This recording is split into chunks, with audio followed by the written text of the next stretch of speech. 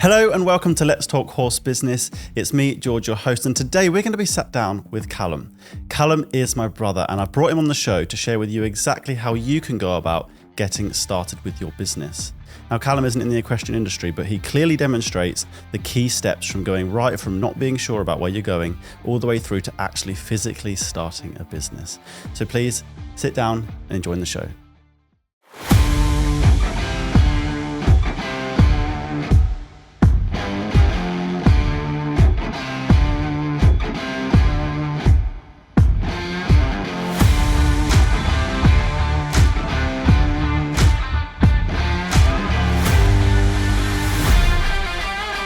Kallum, hello. Hello, how are we doing? Very well, how are you? Yeah, good to be here. Thank you for joining me. That's all right. I'm actually really excited for this because you've been on a journey, and I think it's going to be so relatable for some of our listeners in where you've gone from where you were once to where you are today. And you're making big roads out there. So first of all, introduce yourself, let everybody know who you are and what it is you do. I'm Kallum Betson. I'm George's youngest brother. I am currently a PT and trying to make my business boom online, essentially. Just trying to scale it up so I can have the life I wanted, really. So what are you scaling up online? So I'm just trying to get clients online. So everything I'm offering at the moment is currently online. So it's accessible to everyone around the world. But just trying to get more clients and get the footfall, but online. So yeah. And this is fitness and training, is that right? Yeah, depending on your goals, obviously everyone's different. But yeah, anything in the gym related or even lifestyle related, I can basically do. Okay, brilliant. So I think really for us to get into the conversation, I think it would be great if you could just we could just chat about how you got to where you are and the journey you've been on, because it'd be fair to say, as your brother, I am aware, you've been on quite some journey with your personal development, your life events. So I'd like to know what makes you who you are today. Why would someone want to coach with you? What has made you who you are? Well, it's not always a pretty road, as you know.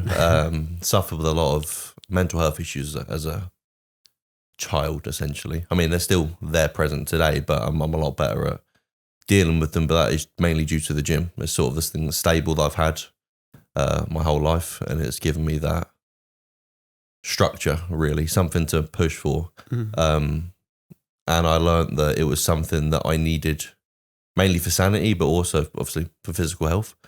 And now I'm trying to make it my career, and I'm trying to make it accessible as much to everyone because I love it. I want to be a professional bodybuilder, which I've now decided to try and pursue. Now I've had my son, who's obviously a big milestone. I've decided that I got to, get my stuff together, push for what I want to do, because in the future I want him to do the same thing. So I don't want him to think, oh, but my dad didn't do it, so why didn't I try? No. But yeah, I had a few issues, hiccups here and there, but I think don't want you to run over that actual very important thing. You've got a son now, incredible. Yes. That was quite a shock at the time. A little bit daunting, but yeah. He's nearly 9 months, and possibly the best thing that's happened to you? Easily, I would say. Yeah. Yeah. Obviously, it wasn't necessarily planned, but the best thing, I wouldn't change it for the world, honestly. He's a very sweet little boy. Yeah. And Charlie, the mother as well, is phenomenal. Yeah. I wouldn't change her for the world. If it wasn't for her, then I wouldn't be where I am now. Oh, wow. And I'm easily on a better path, and I've got more motivation to do well, really. Like a little bit of a kick in the backside, like, come on, let's get this started. Because I've wanted to do it for such a long time, but I've never put myself out of the comfort zone, which I think a lot of people do struggle with. It's the hardest step. Yeah, absolutely. And I think actually that leads really nicely onto, our listeners are going to be equestrian people. And what I think they're really going to relate to, and I think we really want to share with them, is how they could go about getting started. Perhaps they were feeling like you months or years ago, and you just sort of are not sure where to go. You don't think you can do it. You go job to job to job trying to find that thing. Yeah. And now you're doing it. So what could we share with the audience that would really help them, and how you went from feeling like that to where you are today?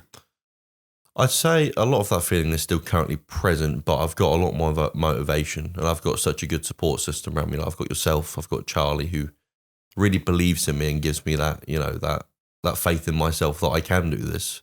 A lot of it is obviously like imposter syndrome and self-doubt, which I think a lot of people do struggle with. Even quite successful people, I feel like, have them issues. It's just how you deal with it and use it in a positive way to push you forwards rather than breaking you down, which I let it do for a very, very long time.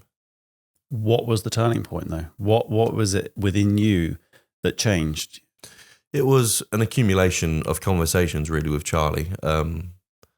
I have been going job to job for quite a long time. I've not enjoyed any of it. It's to make ends meet. Whilst being like, oh, but I want to try and do this, but I haven't got the time. Looking back, I do, and still did have the time. I just didn't have the motivation. The conversations with Charlie really pushed me to believe that I can do this if I want to. I know I've got the knowledge. It's also a case of learning that I can monetize it as well. Mm-hmm. Because I've done this for years in the gym. I've helped my friends out. I've helped out so many people over the years, but I've not really charged anything for it. So it's hard to charge initially, but then if you're good at something, don't do it for free. No, absolutely. I think actually that's a really poignant point for this podcast, because what a lot of people do in the equestrian industry is they're helping people. They might be on a livery yard and they're given, a bit of help here and there, and they could be sat at home thinking, I want to get started, and thinking, oh, but there's no money in it. And actually that takes me back even further to when I was a child and I wanted to, teenager, and I wanted to ride and make that a profession. Yeah. And I was told on countless occasions that you can't make money at it. Yeah. Don't bother with it. There's no money there. You've got to go and do your university and go down that route. Now, I'm not saying that isn't the wrong route or the right route. I am where I am today, but there is a key message in there that whatever you love, if you've got a passion for it, there's a damn good chance you could turn it into something. Yeah, and you'll enjoy it a lot more. Yeah, exactly. It's something that you're obviously passionate about. So obviously you were the horse business and whatnot. I know it's been rough at times, but you've stuck with it. Yeah. And you're doing quite well. So that's also quite a motivation, because I've seen you do all your businesses over the years. You've been fairly successful in everything you've done because you've just stuck with it. I've been there when it's not been so great. I've been there when it's been good. So yeah. Definitely a motivation as well. I have to say I'm very proud of you as well. Like, if we're going to go down that road, this was a young man who didn't believe that you could do anything. Yeah. You, like we've already said, countless jobs, and you were never happy. No. That's the truth of it, really, isn't it? Yeah. But anyway, that exactly. So for the audience, they enjoy their passion, they're helping people out, but they don't believe they can do it. What do you say to them to get them to try and get over that hurdle? What I'd say is it's having a plan. It's having a plan, because what I've noticed myself personally in this business, a lot of people that know you don't want to pay because you've been doing it for them for free for so long. They're like, oh, okay, well, he's now trying to charge me, so I'll go somewhere else. But if you can prove to these people that you know knowledge, they've got friends, there's stuff online, you can always post online. I'd say do whatever you're doing now, but try and monetize it on one of the social media platforms. Okay. So record it, document stuff. Like I've got a few clients currently, you're one of them. One of my clients is doing really, really well. I wasn't going into it, I was like, okay, I can help him achieve his goals. But in the last 2-3 weeks, he's put on 2-3 kilos, and he's someone that struggles to put on weight, which for me feels amazing, because I'm giving him what he wants and what he needs with the guidance. But yeah, that gives me something, to document and be like, okay, well, I can do it. So other prospect people can be like, oh, okay, well, he's good at what he does. We'll give him a chance. I think really what you're saying there is continue doing it as you are, but start documenting the results, because by documenting the results starts to then build your confidence. Yeah. And then from building your confidence, you can then go out there and actually sell it to people who aren't receiving those services yet. And you can sell it because you've got the confidence and backing on the fact you've done it already, regardless whether you're paid or not at that time. Yeah, you've got a portfolio for free, essentially. If it's something you love doing, you don't mind doing it. But also I would say don't try and put too much pressure on it. Because if you're trying to record everything and push it out consistently for a very long time, you burn yourself out. And then if you don't generate your leads in the first 2-3 months, you're going to be very disheartened, and you won't enjoy it as much. If you do it because you love it, then I feel like you're more likely to stick with it and do a lot better, because you show your personality more rather than be authentic, I guess. Yeah, be yourself. Simple as that. People buy you for you. Yeah. I mean, even in the equestrian business, people, you're like, oh, I like this person, so I'm going to go with them. They might charge a little bit more, be like, he's a good lad, he helps me out here and there. but that's just because you know them as a person. Yeah. So as well as all of that, then it's building the rapport with your clients, isn't it? Yeah, 100%. I suppose. So on your journey, you are actively doing this business now. Yes. So we've gone from troubled Kallum to about time to take action, Kallum. Yeah. And now Kallum is taking action. Where are you on that journey? Because I'm sure it's still quite early days, isn't it? So. Yeah. So it's still essentially a new business. So it's just getting the initial clients for the portfolios. Because like I said, I've done it all in person, but obviously I don't have documented pictures and stuff. So building an online presence is very much in this industry and in my personal training industry is a case of seeing previous results. So I'm currently at that stage. So it's just a case of scaling that up now from what it is, just getting the content out there. I'm not overly confident on camera, but I'm very good at written posts. Yeah. So I tend to push out a lot more written posts, but it's not necessarily as personal as seeing someone talk essentially. But I guess, again, with the whole confidence thing, which seems to be a theme here, once that builds, you probably will get better at the camera and you will. 100%. Yeah. And so do you think that your social media is going to be your main way of finding new clients? Because I notice you're doing Instagram, I think. Yes, currently. So is that how you find your clients mostly, or is it being in the gym and in the business? So I've had a few leads from inside the gym. I've got I've got apparel, like clothing that's branded with my name and stuff on. So I've had a few people ask me in the gym, which have given me some leads. But a lot of mine currently are from people that I've known from when I was younger in college and have seen my transformation because I've documented what I've done. Yeah. Because obviously in my industry, the way you look in your transformation is obviously very critical because I can show you that I can do it myself. So yeah, I suppose that's particularly important in the bodybuilding, as compared to just PTing and fitness. It's actually bodybuilding. Yeah, that's what I like to do. Yeah. But yeah, I enjoy it. But so we might actually be able to. I'll have to ask editors, but I know you've done a little story of yourself with your timeline from your body or who you were some time ago. A few years ago. Yeah, until not so recently. Yeah, but. Before we go any further forward, we've covered a lot, and I want to actually just bring it back a bit. 100%. That's all. Our listeners are likely to be in new or startup businesses. So we touched quickly on doing it and getting the confidence, which helps you to sell it. Yeah. But actually, it's not. Well, that makes it sound really easy. It's not easy. No, it's not. I know it took yourself years, and it's taken me a long time to even start this. Yeah. So what could we say? Or what could we do to help people that are also in the situation of overwhelm, lacking in confidence, not sure where to start, whether it be the actual physical starting a business or getting the mindset for it? What other things are there that you would recommend? For me, it's routine and breaking things down into baby steps.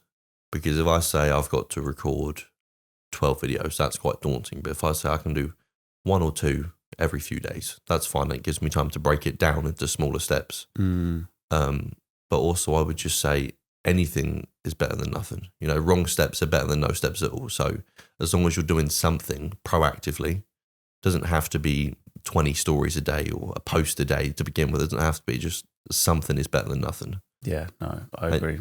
And also what I find as well, I've got a load of business sheets. I've got names of people that I think are doing really well in my industry, that I think, okay, well, they're doing this really well online. So I look at them and I think, how do they do this? How would I do it better? And then I can implement that in, because that takes a lot of the guesswork out. Because if they're doing well, people like them for some reason and what their content is. So, that's really powerful. Yeah. I don't think you realize how powerful that is. Find other people that are doing what you're doing. Yeah. Watch what they do. Think about how you can do it better. That's really powerful. Yeah. So, for example, somebody might be thinking about creating a clothing brand. In the equestrian industry, there's quite a lot of those kind of business, because actually they're really great at supporting your activities in the equestrian. That's sort of what it seems to be a lot of people do. And, it's done time and time again. There's many breeches out there, many different types of breeches, but someone wants a phone pocket, something as simple as that, or they want a certain type of grip on the legs, and so they're going, oh, actually I can do that better. And so that's a great example. Yeah, there's a lot of power in that. So would you say that's how you are, everything that you're creating now, is that based on that? You sort of following people? I would say so, yeah. I'm just sort of observing the industry space, like, because everyone has their own space within the industry. And you just got to find out where yours is. And at the moment, I'm trying to, obviously I've got my niche, which is mainly like 18 to 35 men's. Okay. So regardless of your goals, I can help you. It's just I'm better at working with men, and I know that I can give them the results. Yeah. So it's just a case of finding my place in the industry, what my unique selling point is, so why people should come to me rather than, John down the road. Yeah. But yeah, it's just a case of finding that out. But you only know that by looking at who else is in the space. Okay. Because if you're trying to be like everyone else, you're going to get swept under the carpet every now and again. You're all individuals. Just show it in what you do, essentially. Yeah. So I think we're kind of building some steps here. So we've gone from, right, you haven't got the confidence, you don't think you can do it. So let's take baby steps. Let's start doing the odd post. Do something. Yeah. Watch somebody else.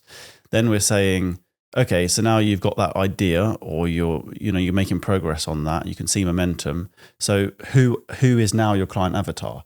Is it going to be men that's 18 to 35? Yeah. Or is it going to be women age 50 to 75 because it's something that might help them with their riding? So they're the first two steps. Mm-hmm. So what's the next step? I think the next step is outreach more than anything. So it's a case of finding people, potential clients or people that are going to buy into your business. Obviously, I'm talking from a personal, a personal trainer outlook, but in a business, it's a case of finding potential clientele, essentially. And to begin with, it will be more outreach, so you will be contacting them more, as you know. But after time, the people will start approaching you. It's just like, it's the portfolio. Everything basically leads back to your portfolio, because people need to know, either whether it's through, people spreading your name, saying, oh, I've used Frontier, or I've used George for this. Yes. And he's great at this, and this. So initially, it's just a case of outreaching and building them connections. Yeah, that's what I would say. It is quite a big step. I make it sound very small, but it's very daunting. It's huge. It's huge. That's why I like to ask people about it, because obviously through the businesses I've had, I've done this sort of thing many times, but there's always a different take on it, a different approach to it. That's why I like to ask it as though I don't really know, because I get more answers and more sort of ideas as well. So you're not really sure what you're doing. You start off doing something, you're taking the baby steps, and then you find your client avatar, and then you start getting word of mouth out there. You start reaching out. You either do that through your connections, or you post on social media. Yeah, I had quite a few successes just from reaching out from people that I've been to college with, or old colleagues, just approaching them and saying, okay, well, this is what I'm doing. Do you know anyone that sort of needs this service? And if you mainly, what I've learned is if you're selling to someone, they're less likely to buy. But if you're asking someone if they know anyone, they're more likely to be like, oh, well, actually, I sort of need this as well. Yeah. But obviously, you're picking and choosing who you're sending it to. You're not sending it to, your grandparents that don't ride horses. You're sort of aiming for your niche or your clientele, but asking if they know anyone, I'd say. So it's a term that we would use in the speaking industry about selling without selling. Yeah. So what you're actually doing is you're asking them a question about the topic. So you're saying, do you know anyone that needs X, Y, and Z? Yeah. Do you know anyone that is looking for X, Y, and Z? And then that is unconsciously making them aware of you and your service, and that can then provide them the inroad to asking you, oh, what actually is that? Because I need that. So that's something we use a lot in the speaking industry. So that's actually very, very interesting. You brought that up. So now you're doing all your outreach. So we've gone through all these steps. We're at the outreach point. You're sending a lot of messages, and now you're feeling really disheartened because people aren't signing up with you. People that, aren't responding. How do you navigate that? At the moment, it's a case of just not giving up. It's a case of knowing that if I work for 6 months now and really bust my butt off, essentially, that in 2 years' time I might have the life I want. It's not going to happen overnight. Some people it does, don't get me wrong, but that comes down to luck. Some people can get it straight away and they're like, oh. But if it's disheartening, what I would say is conversations with your peers / partners, if you've got one, because conversations with Charlie have helped me a lot, because I've had a few people recently where I've been like, giving them nuggets of information. Like, oh, okay, come on with me. I'll help you do this. They've told me their issues. I'm like, okay, well, I'll give you the X, Y, and Z, and I'll help you do this. And then it's just fallen through for no reason. Like, oh, well, actually, I'm going with someone else because they're a lot cheaper. And I'm just like, okay, well, it's fair, but. Yeah, okay. You sort of get what you pay for sometimes, though. Yeah, 100%. I'd say, well, I'm not very expensive in this industry at all in comparison, because I want to make it as accessible to everyone as possible, because I think that everyone has goals. Sometimes you need a little bit of help to get them. So if I can make that as accessible as possible while still being able to provide for my family, then... Absolutely. And actually, it sort of brings on to the thought and process of having a mentor or a coach. Yes. Because you've said, speak to your spouse, speak to your, close to you. Yeah. But actually, I know you've had a coach, haven't you? Mm-hmm. And I think they've been really, really important in your journey. So how has that helped you? I'd say for accountability, 100%. Accountability is something that I think everyone needs. And everyone always believes they have a good level of accountability. But realistically, you're sitting at home and you're like, oh, I want to get slimmer on a smaller waist. But there's ice cream in the freezer and you're like, oh, we could just watch a film and eat a pint of ice cream. But sometimes you need someone to be like, okay, well, we want to help you achieve your goals, but there's a bit of sacrifice here and there. And I've learned with some of my clients, their mental health isn't always great. Mm-hmm. And I'd say that is definitely a barrier that a lot of people struggle with. And what I offer is a case of I'm there 24/7. So if you send me over a message, I'm not going to take 2 days to reply to, like a lot of people. If you need to chat to me about coaching or anything to do with your plan, or if you just need to chat as a friend to help you, stick to the straight and narrow and help you get your goals, I'm happy to do so. Right, yeah. I'm just sat here smiling because I'm meant to be sticking to a meal plan of some description and I find it very hard. Yeah. It's all very well ended saying it, but there is another level of discipline required to carry it out to the full potential. Yeah. And I would say that I do it, but I definitely have a percentage where I do waver in and out. Yeah. Because, it's not easy. No. 20 messages a day about it, but I never mind. I never complain about it. No, but obviously it's down to you as a person, because if you really want it, you need to put all into it. And I think I really do want something, but then I also have lots of other things that fill my pie, and I find that sometimes you have to just be a little bit careful that you don't overdo yourself sometimes. Yeah. But I do very much enjoy the journey. Yeah, that's what I say to you though when you message. I'm just like, don't stress too much. You stress too much and you get everything becomes way too much at that point. You're like, oh, I can't eat this, can't eat that. So you can. Yeah. You can eat everything in moderation, but yeah. I'm pretty relaxed about it. I mean, if you weren't losing weight and stuff, then it'd be different. Yes. Then we'd be like, okay, well, we need to, a little bit of sacrifice here and there, but or gaining weight if that's what your goal is, or on flip side, putting on muscle, whatever the goal is. But in my particular instance at the moment, I'm in a bit of a cutting stage. Yes. And you're apparently in a bulking stage. Yes, pushing up. Got about 7-8 months left of this push-up phase. Nice. So for anyone in the question that doesn't have a clue what we're talking about, what we're referring to is during a fitness journey, and particularly in bodybuilding, you have a stage where you bulk up, so you're exceeding your calorie.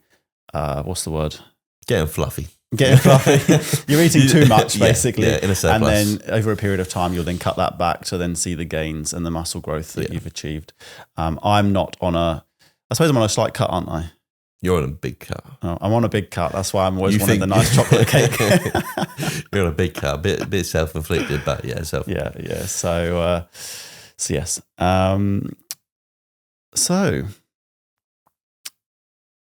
we could now go into where you're heading to, because you said we have to have a plan. So we've brought upon right from the struggle all the way through to you're now outreaching and you're pushing through that boundary of rejection and struggle, because it happens. It's happening to me all the time. Yeah. So you're pushing through that. Where are you going with it? What is your plan in a couple of years' time? So realistically, I've set a short-term plan, which is by the end of December, I want X amount of clients. So then it's sustainable, just pays for itself. I can do everything I need to do on a day-to-day basis. I'm not necessarily that money driven. So in 2 or 3 years' time, I want to be, because I work remote, it's quite nice. I can work from anywhere. I can spend time with my son, which is very important for me. I just want to be able to give my family the life they deserve, really. I want to give my son the opportunities that I may not have had when I was younger, whilst not sacrificing 60 hours a week.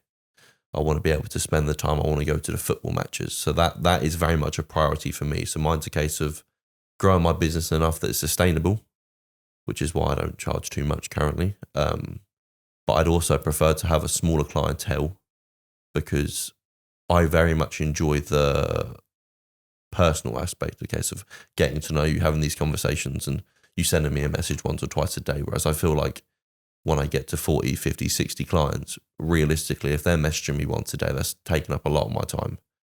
Whereas I feel like if you obviously start to drive your prices up, because when you've got the demand, you obviously drive your prices up so I can give a better service to a few people. That's what I was going to say. I think I like the fact that you've got it at a low entry point now, and you're going to help people, especially in the younger ages, who perhaps don't have that extra disposable income. Yeah. But from everything that you've said, it would make me question the business model in years to come or over that time, because you want to be charging. You should be charging more because of the contact they're getting. As before anything else, 100%. Yeah. You know, I know I'm your brother, but you know, I'm sure it goes for all of your clients now. Yeah. If they message you, you're responding within a very short period of time. Yeah, normally within an hour or two. Exactly. I get my personal number as well, so they get my WhatsApp number and they send me a message. Yeah, exactly. And then to also achieve your goal, if you actually think about it as the goal as a whole, to give you the freedom and time, you need to be bringing in an income which is correct for that goal. Yeah. And to have 50 clients at £75 over 10 clients at £250, which one are you going to pick? Well, based on what you've told me, you're going to go for the bigger. Yeah. Obviously, you need to prove your concept, and that happens 100%. in every business. Every business, every equestrian business, every business, you've got to prove the concept and then prove what you can charge. So yeah, just bear that in mind. I would say, just you need to bear that in a couple of years you want to be. Basically, if you want to be coached by Kallum, get in now because it's going to go up. Yeah, that's good. So yeah.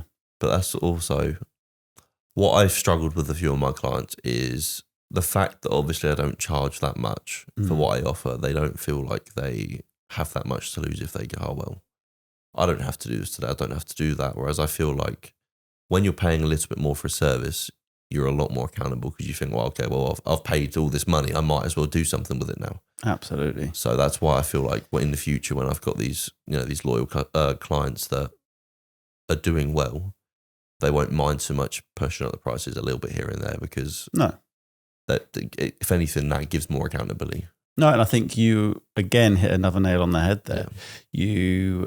People that undercharge get undervalued. Yeah. Simple as that. People that undercharge get undervalued because they sign up because it sounds great, but it's not enough to hurt them, so they're not going to bother with it. No. There are many, many mentors and training courses out there, and I've sat many of them myself. And I have to tell you, not the only ones, but the ones that get the best results are, unfortunately, the ones that charge the most because you're investing in it. You're not just putting a few quid in the hat. Yeah. And don't mind that. You're using your money as a tool rather than just as something to spend. Yeah. Different mindset, I think. I'd say so, yeah. Different sort of clientele at that point as well. Mm-hmm. So how is your mindset? Now I've mentioned it. Oh, well. I think this is a big topic. Yes, I don't want to go exactly. And I think we've just made some really great points. But your mindset has been, in my opinion, one of your biggest challenges. Still is, 100%. Yeah, still is. Day to day. I think it's something we all work on day to day. I have the same issues, but to different degrees depending on where we are. Yeah. So what is your mindset like today? Because I've not spoken to you in that sort of aspect for a while. Not stable. As in, it fluctuates a lot. Okay. But like I said, it's just the way you approach certain things really does change your mindset. Like I said about the guy that's been messing me around saying he was going to come on with me and then went elsewhere. Mm-hmm. For me, I sat there in bed for about 20 minutes thinking, oh, well, this is rubbish. How am I going to do this? And then I was like, actually, I need to use this to motivate me more to get these other clients. Because I'll get out of bed, I'll make loads more posts, contact a load more people rather than just sit there and feel rubbish. Because sitting there wasting time isn't going to do anything for you. Yeah, no, exactly. I'm going to probably butcher this now, but there's definitely a picture on Facebook or an illustration where you've got a negative wolf and you've got a positive wolf. Yeah. And I'm going to butcher it really, but essentially our minds are always geared towards the negative. Yeah, 100%. We're geared to flee. We're geared to, think worst case scenario. We don't gear to, oh yes, I could be a millionaire next year. I mean, that's very far fetched, but we always leap backwards rather than go forward. So clearly you took that situation you were in that moment and owned it. What tools do you have in place to help with that if you come like really stuck? I would just say, like you said, I do have a coach myself, and I'd always say in the personal training industry, don't ever get a coach that doesn't have a coach, because they're selling something to you saying you need the accountability, but realistically they're no different to you. They might have a bit more knowledge, but they also need the accountability. So I always feel like if you're buying from someone, make sure that but in this industry, obviously not necessarily in horse. No, I actually disagree. I think it goes across everything. Yeah. Everything. If you're an employee, essentially, although it's not the same, but your coach is going to be your boss, but they're going to coach you to the point that they need you. Yeah. In entrepreneurial world, in growth, in personal development, you need a coach that step ahead of you, but not too far ahead, but that step ahead of you, which you can relate to and can just grab you at that moment you're thinking of negatively or ask that question because you're not sure. Yeah. I actually think it comes across all industries. I think it's an entrepreneurial thing. I think it's something that we need as people to make sure we're heading in the right direction. I'd say that's just due to the fact that everyone's been where we are now. Exactly. Everyone that's successful has been at the beginning where they're like, there's a few here and there that got lucky and they've made their millions by doing something without realizing, but everyone's been at the beginning. Exactly. And by having a coach and a mentor, you use coach more, but I think that's your industry. Are you sort of mentoring or, what else do I use? Developing mentoring is basically what I use. Basically. But not only are they going to help you in that moment, they help you potentially avoid the things that they did wrong and helps you actually accelerate your journey. And I think that's what you've really done with your coach, because you were at a journey where you weren't really sure how you were going to go about this business, and now suddenly you've got a business. So would you not put that down to having a coach as well? I'd say in this instance, yes, but there's also been obviously other influences like yourself, like our father. Obviously, he was a good influence for you because he was always trying to do something, and then you took over the business when you were quite young.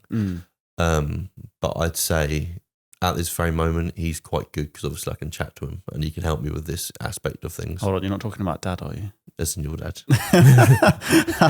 You're talking about your coach, right? Because you can't chat to dad anymore. No. So it's just a case of I've been quite lucky to have good influences around me from a young age. Yeah. That at times I can reflect on that and be like, okay, well, they'd want me to do better, or they would do this. Not everyone's that lucky.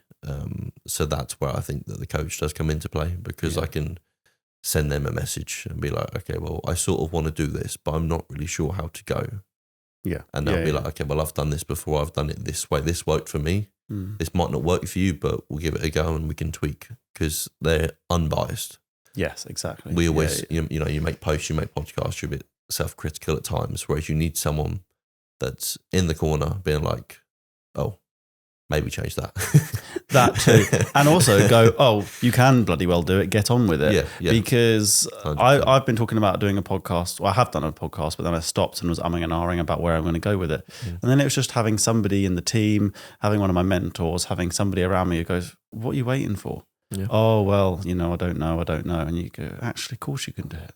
You've got years of experience. And even if you haven't got years of experience doing it as a business, you've got years of experience in the gym. Yeah. And so on and so forth. There's plenty of excuses out there. Everyone's got an excuse. Absolutely. I bet, as a coach, you probably see excuses all the time. Everyone's got excuses. I give you enough excuses. Oh, sorry, I had that cheesecake I wasn't meant to have. Yeah. But okay. Brilliant. So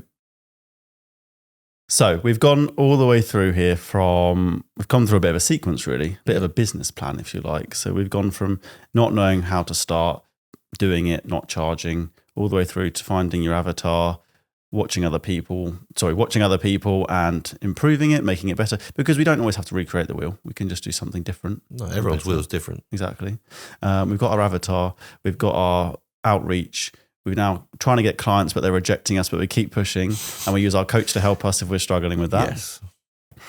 And what is the next step? What are the things there that we've missed out, or that you would say is the next step? You're going to take the clients on. Yep. You're going to get results. Mm-hmm. But what else is there? Obviously, like we said about the portfolio, for me, is very important. So building the proof. Proof of the pudding, doing, essentially. Proof of the pudding. So that could be the same in the equestrian industry. You need to now get paid clients and prove that what you're offering, doing, service, product is getting the results you wanted. Yeah, 100%. And then it's a case of making everything accessible to everyone. So getting the people in, getting the numbers up, and then really honing in what you offer, your service, because everyone's always learning. My coach knows more than me. My coach's coach knows more than him. Absolutely. It's a case of being open-minded. In business, you'll always get suggestions from people, and a lot of people are very narrow-minded and take things as insults rather than constructive criticism. So it's a case of expanding your knowledge and offering a better service is what I would say. That's what building up my portfolio is also the same time where, as much as I'm making a program or something for a specific person, I'm figuring out how to do it better every time. Yeah, absolutely. Obviously, everyone's individual. So you're constantly growing. So I think there's a couple of schools of thought there. Firstly, the mindset side of it, which the point you just touched on, is a huge proof in the pudding of your mindset change. Yeah. You've also mentioned funneling down, which you sort of went over really quickly. But what I think you really meant was, when you start out, you often start quite broad because you're worried about what you're doing.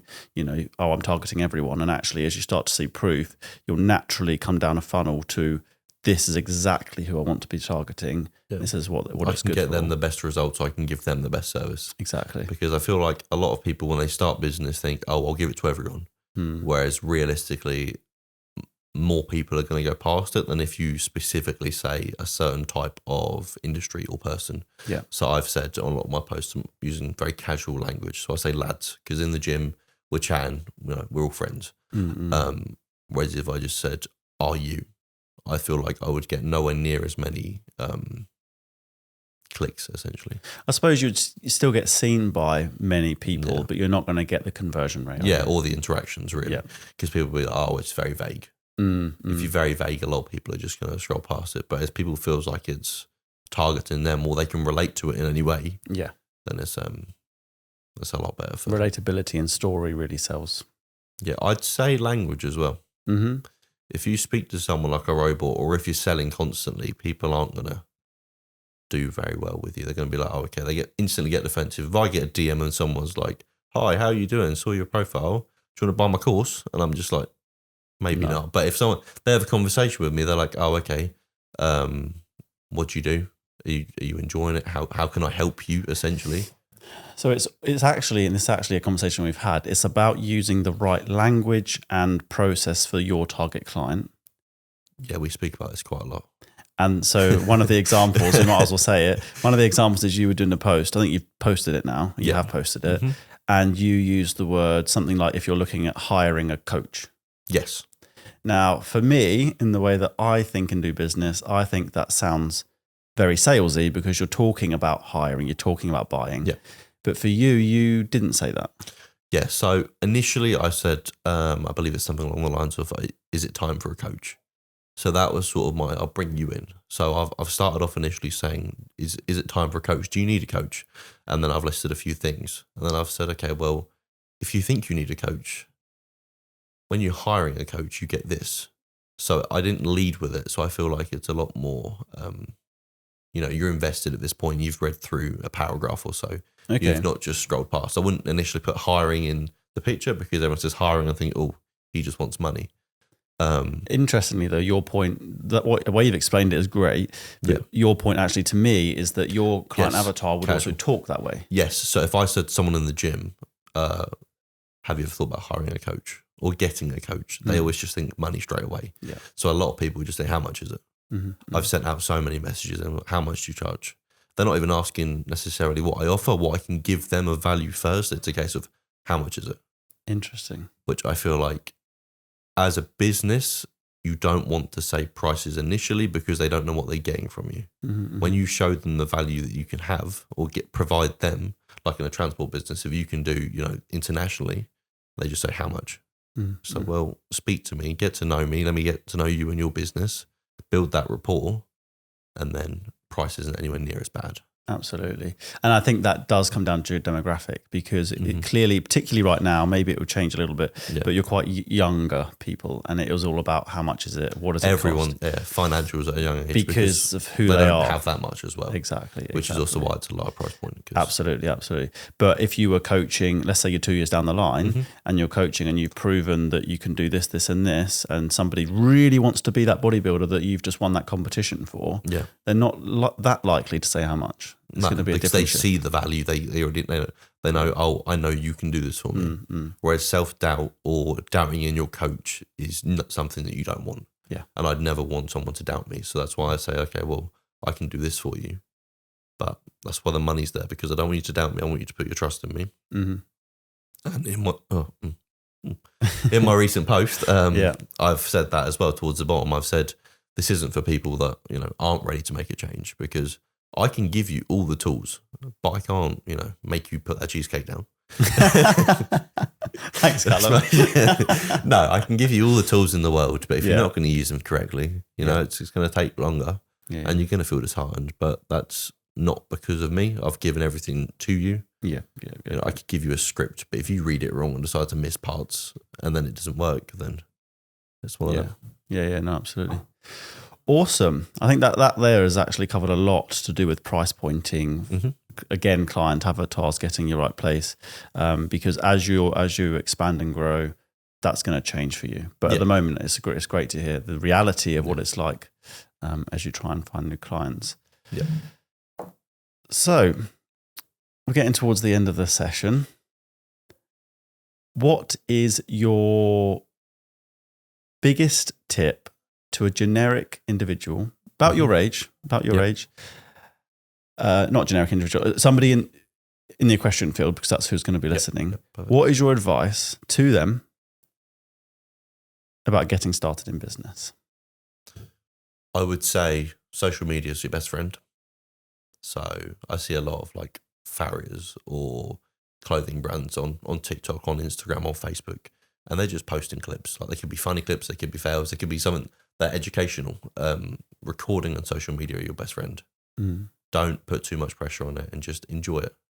I think that's an interesting comment from somebody who's not in the equestrian field. And I've covered social media a lot on the podcast so far, because what we have is an industry that's under a lot of scrutiny. So like, just try to open your eyes for a quick second before we finish. Everything that we put on social media as an equestrian, when there's an animal involved, is massively scrutinized. Massively. Everyone's got an opinion. So that's, So, I mean, if you're a clothing brand, it's probably slightly easier. But if you're a livery yard, if you're training horses, it's clearly very, very challenging. Not because we're doing anything wrong, but the perception of people from the outside think that aren't in the world, or everyone's got their own way of doing things. Exactly. They buy into what the news have said. They buy into all of these other things, which is understandable. That's how we work in this world. But actually, they don't quite understand what's going on there. They don't quite get why we do what we do. So the constant theme throughout my podcast so far is that you should be on social media and we should be posting. But there is a big part which people are like too scared to, which is sad. Yeah, no, I get it as well. Especially, like, I've been through some videos on social media and I've read some of the comments, and they can be very disheartening. I believe you've had a few comments in the past as well with your transport business about how you wash your horse boxes and stuff like that. And people are like, oh, you shouldn't be using this, that, or the other. But and exploiting horses. Like, I've heard it all. I've heard for money, it all. yeah. But at the end of the day, it gives you more traction. It's still pushing people towards your post. People are going to see these comments, or it pushes it up the algorithm. It's a case of, you know what you're doing. You know you're doing it right. Well, hopefully you're doing it right. And just believe in yourself. Don't let the minute population ruin what you're doing, essentially. Absolutely. No, I agree with that. Any small business could easily be squashed by listening to someone on social media. What I always say is, get your posts out there. Make sure you're happy with them. Don't put something stupid out. But if you're happy with them, put them out there and don't read the comments. Yeah. Like, because those comments are a reflection on those people commenting, usually more than they are of what you're doing. Yeah, they might have had a bad day. Or you've got the whole kill them with kindness. Well, if you don't bite, if you say something nice back to them, if you shut it down, it's hard to stay annoyed at someone. True. That, if they're being kind to them, well, I'm sorry that you feel this way. Yeah, absolutely. Or like you've said before, it's okay, well, actually, there's nothing wrong with what I'm doing because I'm following all the regulations. Exactly. And doing it better than many others, usually. Yeah, 100%. Yeah. Awesome. So, to end the show, have you got anything that you want to share with the audience? Anything to do with your coaching business, how you might be able to help them whilst you are a bodybuilding coach? Is there anything that you can offer them or that you want to add to the show? Yeah. So as a junior bodybuilder myself, I do prefer to do bodybuilding clients, but a lot of my influx recently have just been lifestyle. So it's a case of people that don't want to spend 20 hours a week in the gym, which is fine. You don't need to. You can spend 2-3 hours at most in a week and you get great results. And they still want to go out on weekends.